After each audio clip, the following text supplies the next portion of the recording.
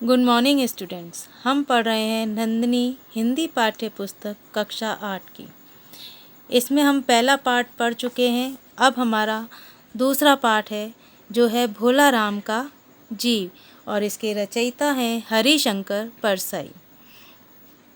इस पाठ में सरकारी तंत्र में फैले भ्रष्टाचार को उजागर किया हुआ है कि किस तरह से एक बुज़ुर्ग जो कि रिटायर हो चुका है और अपने पेंशन के लिए दफ्तर की दर दर की ठोकरें खा रहा है, क्योंकि उसके पास रिश्वत रूपी वज़न रखने के लिए कुछ भी नहीं होता है। और इस तरह से ठोकरें खा खा कर एक दिन उसकी गरीबी से तंग आकर एक दिन उसकी मृत्यु हो जाती है। परंतु मरने के बाद भी उसका जीव उन्हीं पेंशन की फाइल में जाकर बैठ जाता है कि किसी भी तरीके से उसकी पेंशन बंध जाए। अब हम कहानी देखते हैं। ऐसा कभी नहीं हुआ था।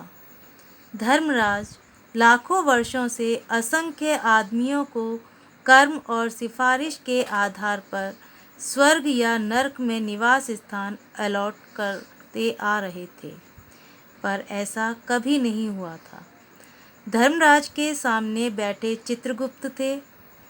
बार बार चश्मा पोंछ उंगली में थूक लगाकर पन्ने पलट रजिस्टर पर रजिस्टर देख रहे थे। गलती पकड़ में भी नहीं आ रही थी।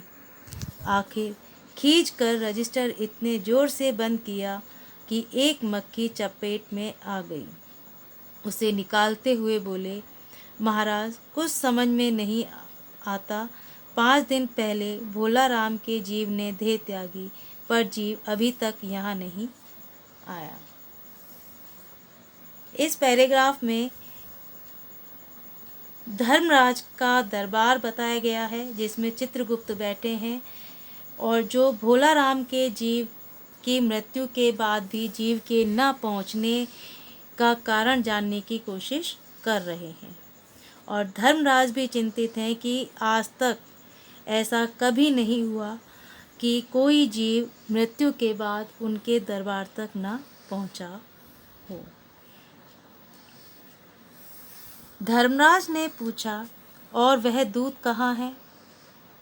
वह भी लापता है महाराज। विचित्र रहस्य है।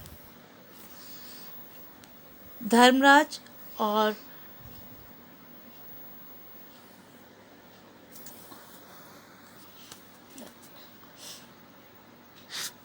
उसी समय द्वार खुला और एक यमदूत बदहवास सा कमरे में घुसा।